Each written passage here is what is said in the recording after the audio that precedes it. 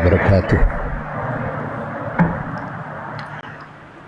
A'udzu billahi minasyaitonir rajim. Bismillahirrahmanirrahim. Alhamdulillahirabbil alamin wassalatu wassalamu ala asrofil anbiya'i wal mursalin sayyidina Muhammadin sallallahu alaihi wasallam wa ala alihi wa sahbihi ajma'in, amma ba'd.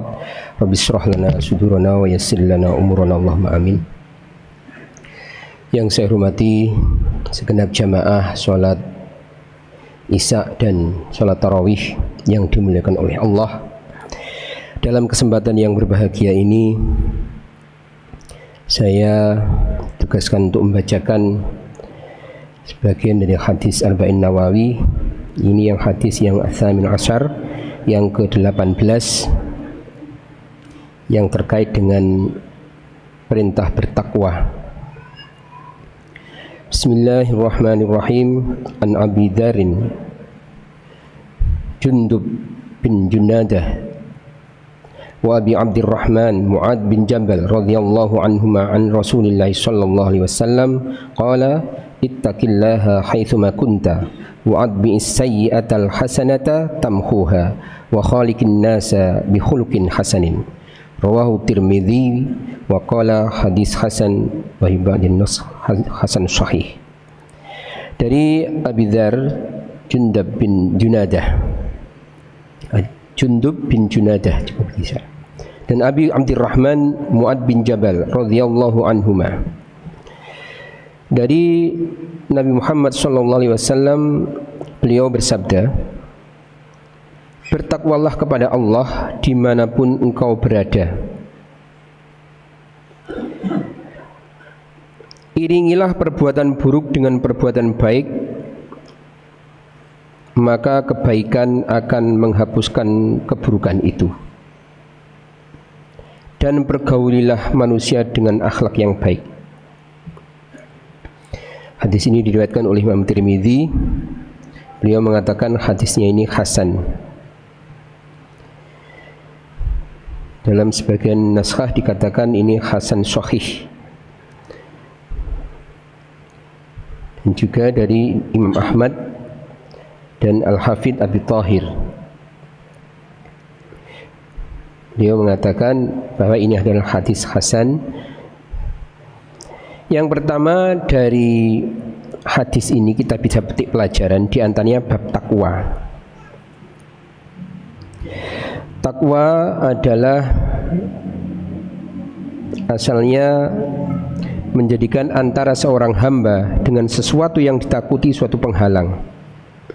Sehingga kalau takwa kepada Allah berarti menjadikan antara hamba dan Allah suatu benteng yang dapat menghalangi dari kemarahan, murka dan siksa Allah. Bertakwa dan berakhlak mulia, ini adalah hal yang paling banyak menyebabkan hamba masuk surga. Dikatakan dalam hadis,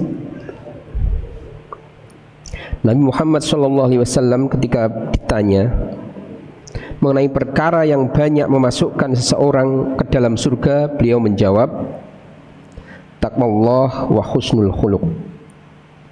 Takwa kepada Allah dan berakhlak baik.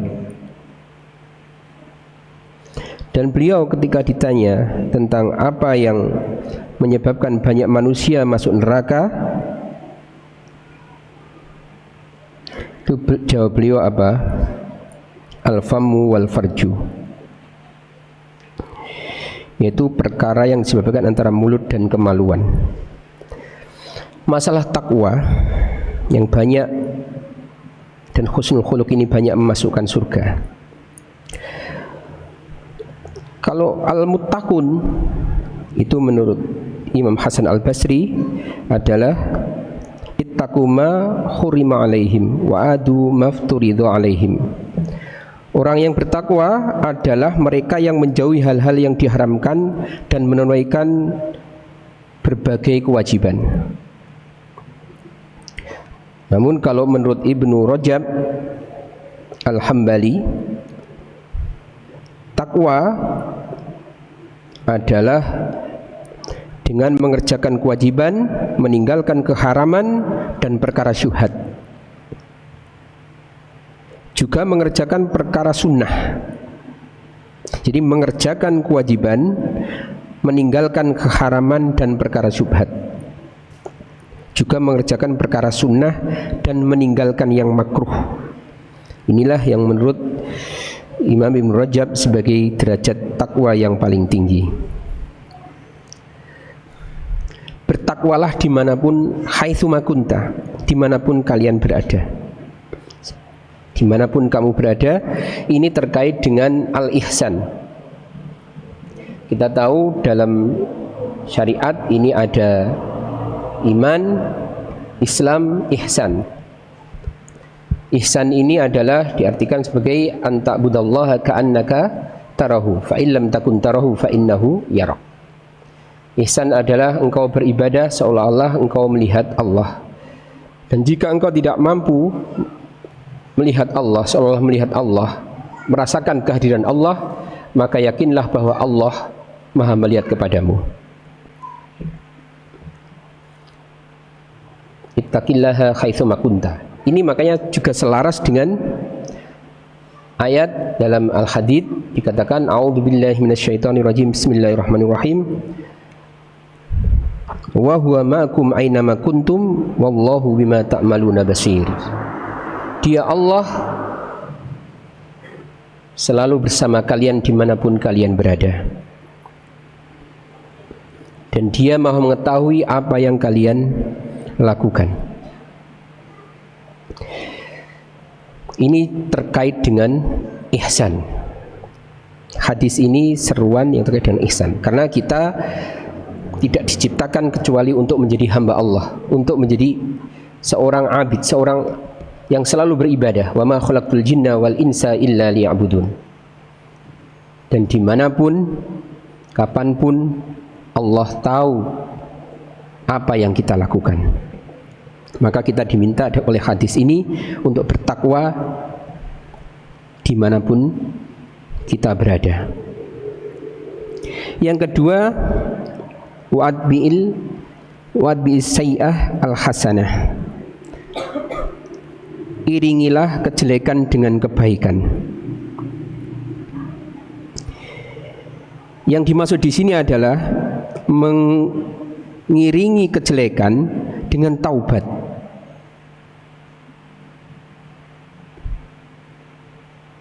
Bisa juga maksudnya adalah kebaikan di sini. Jadi kebaikan di situ adalah taubat, tapi juga kebaikan yang secara umum.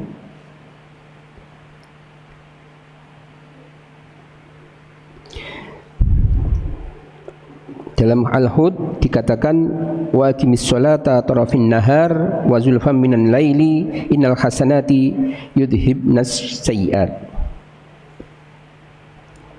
Dan dirikanlah sembahyang itu pada kedua tepi siang, pagi dan petang.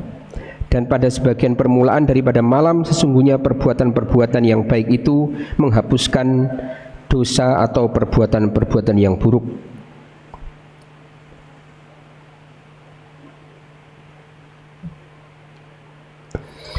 Para ulama berselisih pendapat, apakah amalan solih bisa menghapuskan dosa besar al-kabair dan dosa as-shaghair yang kecil sekaligus, besar dan kecil sekaligus, atau amalan solih hanya menghapuskan dosa yang kecil saja. Nah, ini yang jelas, jika itu dosa besar maka menghapuskannya mesti dengan taubat. Karena Allah perintahkan untuk bertaubat kalau tidak masih bersatu seorang yang zalim. Dalam Al-Surah dikatakan a'udzubillahi minasyaitonirrajim bismillahirrahmanirrahim wa man lam yatub fa ulaika humudz zalimun. Dan barang siapa yang tidak bertaubat maka mereka itulah orang-orang yang zalim.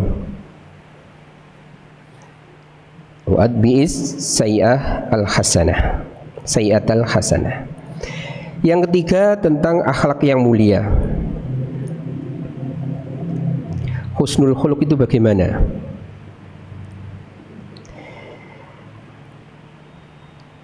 Karena Ibnu Rajab mengatakan bahwa dalam hadis ini, dalam Jam'ul Ulum dikatakan bahwa Berakhlak yang baik ini termasuk bagian daripada takwa.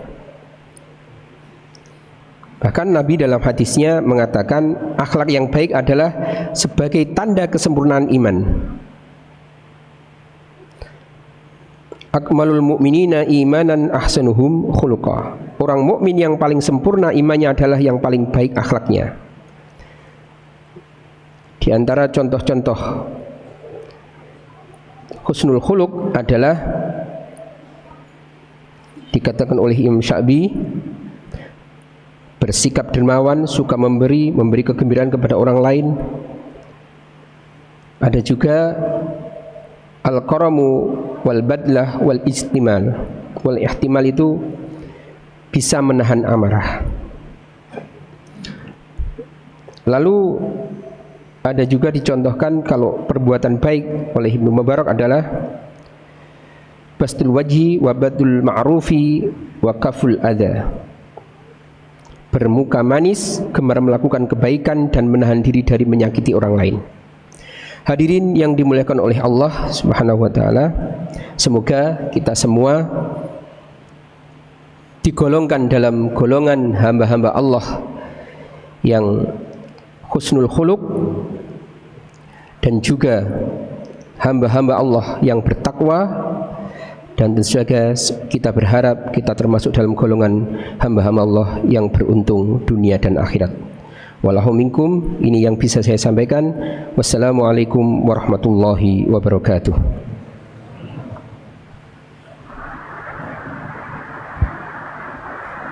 Sallu sunat tarawih jami'ah rahimakumullah. Allahumma sholli ala sayyidina Muhammad.